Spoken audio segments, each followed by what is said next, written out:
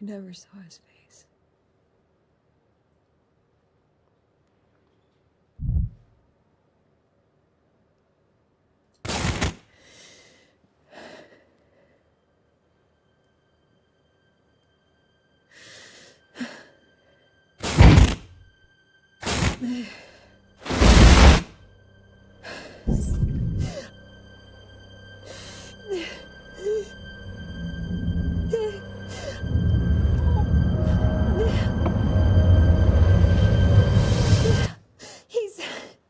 He's still out there.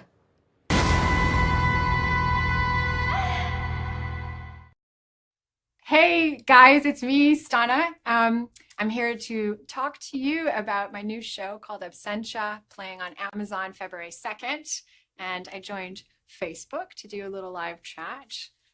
So I'm just going to get into it and attack some of these questions. So the first question is, at what point of reading the Absentia script did you say, I'm in? This is actually nice. This is kind of more of a normal question. I got to read the first 4 episodes, and then I had a phone meeting with the director and with Sony. So they kind of gave me an idea of what the general arc for the character would be for season 1, and then also what potential arcs they're looking at for future seasons, if we have future seasons. And I thought it was fun. It seemed like there was a lot of action, and that was enticing. So, next question. How important is it to tell the story of this woman who is a survivor, a fighter? Yeah. There's like a lot of behavior in the world that should have gone the way of the dodo bird, like somewhere around the time that the bubonic plague got kicked out. But we're still here and we're still behaving odd. And so I think that the concept of a survivor is unfortunately still commonplace in our world. So I think it's important for us to be able to speak to that sort of a story and keep it as a part of our zeitgeist. You guys following me? And then aside from that, I feel like people are interested in thrillers and in those sort of genre films and entertainment because we like, as humans, we like exploring and experiencing those things that freak us out a bit. And so I feel like Absentia kind of falls into telling a bit of both of those sorts of tales. Okay, next question. In one of the interviews, you said that Emily is not a character who will be liked. What about you? Do you like Emily Byrne? Yeah, for sure. Hello. Okay, next. As an actor, where do you find inspiration? This sounds so Pollyanna, but it's so true. I try to find inspiration everywhere, every day. And I feel like as an actor, if you're just alert to the world around you, there are little gifts everywhere, like a hummingbird, passing by, or just like a really kind moment with a stranger. So I enjoy that. And then I also really, if I am kind of like, oh, I'm going to go out there and really focus on getting inspired or shaking things up a bit. I love traveling. And for me, traveling is an opportunity to just kind of experience the world from an objective point of view and experience just how amazing humans can be, especially in some of these places that I've gotten to visit, like Mongolia and Peru and India and so forth. I've just had really lovely, lovely experiences there that have been extraordinary and really inspiring. Did you draw from your years of playing law enforcement for this role? Yeah, I think I drew more from my years of high school. In my general physical education class because there was a lot of running in this role. What was the most challenging part of shooting those water tank scenes? Did you have to do some training to hold your breath, or wasn't it how it looked on screen? How did you shoot it? Okay, so the most challenging thing for those sequence of scenes, I think we shot those for 4 days. And the most challenging thing was that in normal filmmaking, you're sitting on a mark and your camera guy, can find focus and it's rather easy. But in our situation with the water tank scenes, I was in moving water within a tank. And to hit the mark was obviously not super duper easy. And the whole time I'm supposed to hold my breath. So it was tough for the camera guys, who were excellent, but it was a tough kind of sort of shot to get. And they want to be able to bring the audience into the terror that the character is feeling at that point. So I think that was really the gist of the challenge. It was just kind of capturing the shots that we needed in order to convey the psychological thriller element of that point of the story. Okay, next. Do you have a ritual, exercise, drink, or routine each day before shooting a scene to get you into character and mindset? Yes, I do.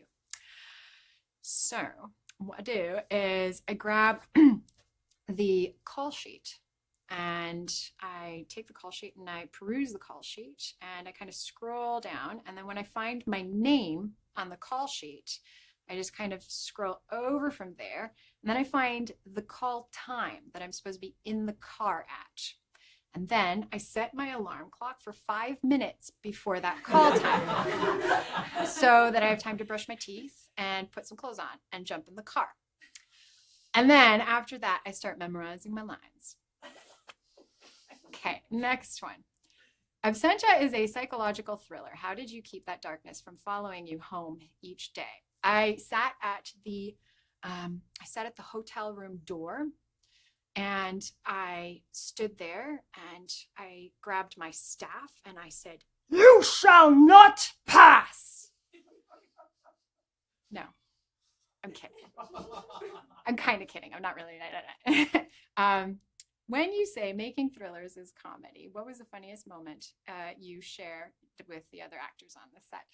Okay, so the most kind of silly moments happened oftentimes in the hotel after work, where we all kind of gathered oftentimes, and we would have most of the time chicken soup, because it was like in the middle of winter and people just wanted to, feel warm and cozy. And we just had a lot of great kind of times and stories there. A lot of our actors were from all over the world. We had a lot of British actors. We had a French actor. We had one of my fellow actors was from America. We had a guy from Paraguay and Israel. And so we had people from all over the world. And it was really neat to be able to work with these creatives and hear about their experiences filming in other parts of the planet. And I don't know, they were just a really good group. Everybody came, they gave 100%. And I think we had a good time doing it, as much as one can telling a thriller, Do you happen to have a favorite episode from this season? Okay, so favorite episode. I can't say I have a favorite episode.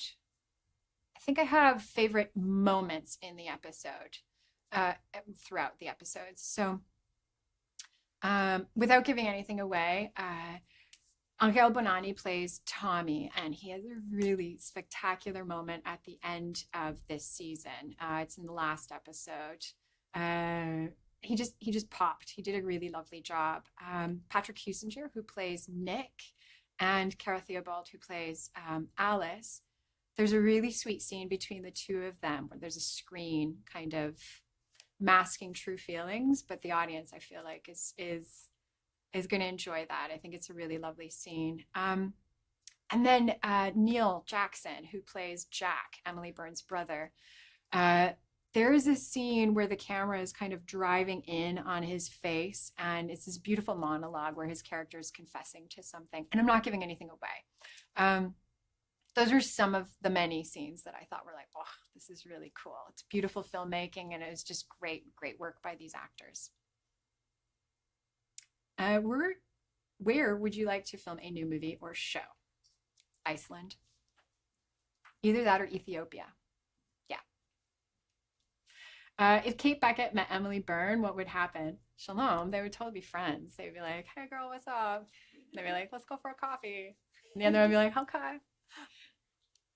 Are we doing live questions at all? Yes? Okay, cool. All right. Okay. Should I turn this around? Sure. Watch this. Okay, let's see. So Sandy Ling please forgive me if I didn't say it correctly, said, what's your favorite part about being an executive producer? Thank you. I think, look, I feel like it's really lovely to be not only on the acting side of it, but to be able to be a part of the dialogue that is in the behind the scenes of creating the story's direction and tone and feel. And it's not a solitary role. It's something that we do as a collaborative. And it was really nice to be welcomed to that role with Sony, from Sony. And I think right now it's important for us as actors, as people, as women, to take a seat at that table when the opportunity comes up. So I was really happy to have that be the case. Okay, answered that.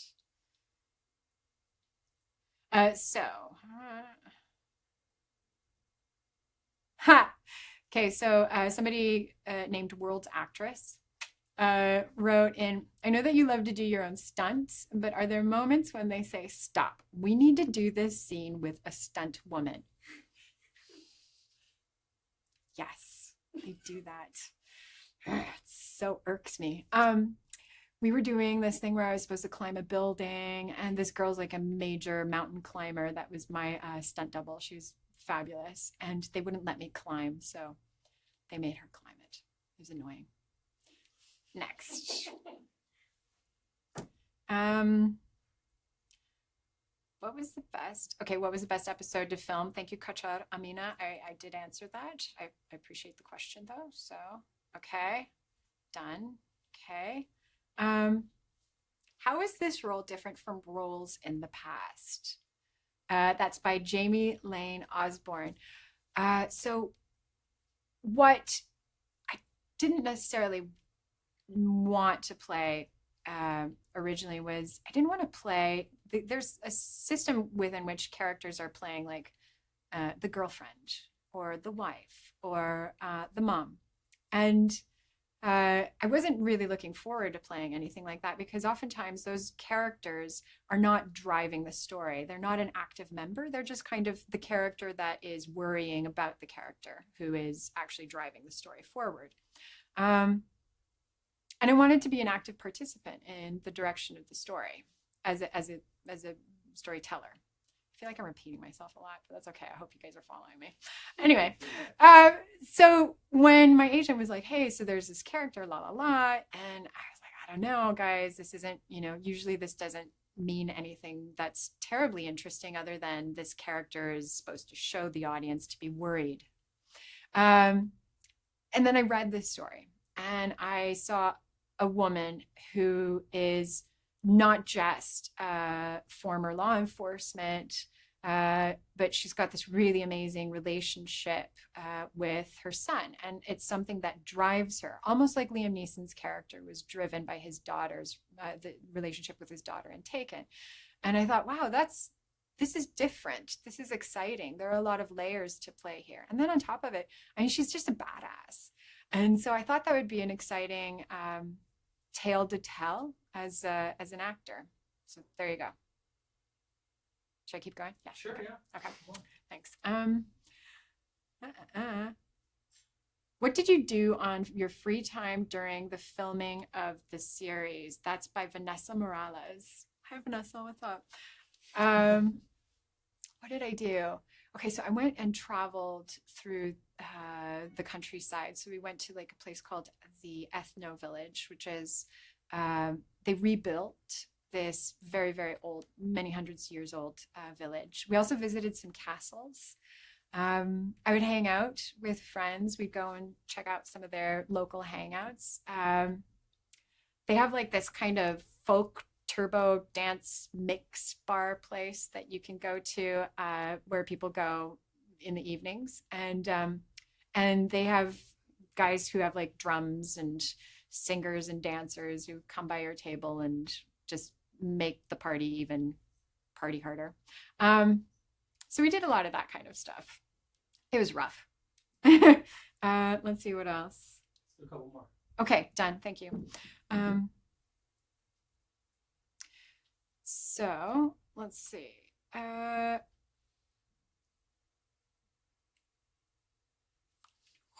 Jorge Salinas said, what kind of background research did you have to do for this role and to decide on the color grading for this? Interesting question. Color grading was done by Nadav Hexelman, who was our director of photography. He was extraordinary. He's a really lovely filmmaker. And that was, you know, he had a great kind of support team with all of the gaffers and so forth. But he's a really talented guy. As far as background research for the role, I didn't intend to be doing this sort of background research, but I ended up just having read some books on women who had survived and been a part of the resistance for World War II. And that was informative. And then also I was reading a book by Viktor Frankl called Man's Search for Meaning. And I thought that was very informative as well.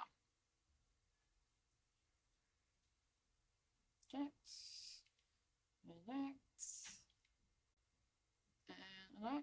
I don't know. I think that's it, guys. Are there any other questions? There are? We're good? Yeah, yes? we're good. Oh, dang. Okay. So before I go, I have one announcement to make. For the territories that are playing Absentia and that are holding Amazon, we are going to be airing our first episode for free. So if you are in one of those territories, please take a look and join us for the first episode of Absentia, February 2nd. Bye.